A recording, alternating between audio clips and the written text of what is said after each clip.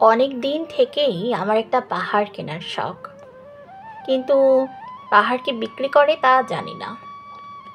যদি তার দেখা পেতাম, দামের জন্যও আটকাতো না।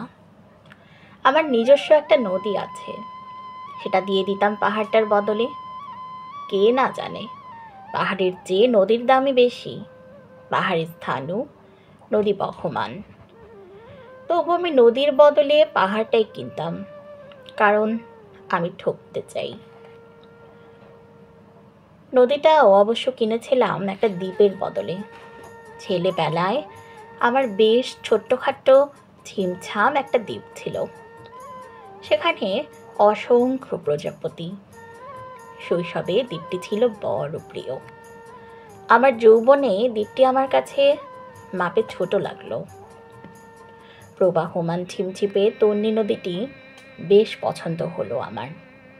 বন্ধুরা বলল, ওইটুকু একটা দ্বীপের বিনিময়ে এত বড় একটা নদী পেয়েছিস, খুব জিতেছিস তো মাইরি। তখন জয়ের আনন্দে আমি বিহ্বল হতাম। তখন সত্যিই আমি ভালোবাসতাম নদীটিকে। নদী আমার অনেক প্রশ্নের উত্তর দিত, যেমন, বলতো আজ সন্ধেবেলা বৃষ্টি হবে কি না। সে বলতো, আজ এখানে দক্ষিণ গরম হাওয়া। শুধু একটি ছোট্ট দ্বীপে বৃষ্টি, সে কি প্রবল বৃষ্টি, যেন একটা উৎসব। আমি সেই দ্বীপে আর যেতে পারি না।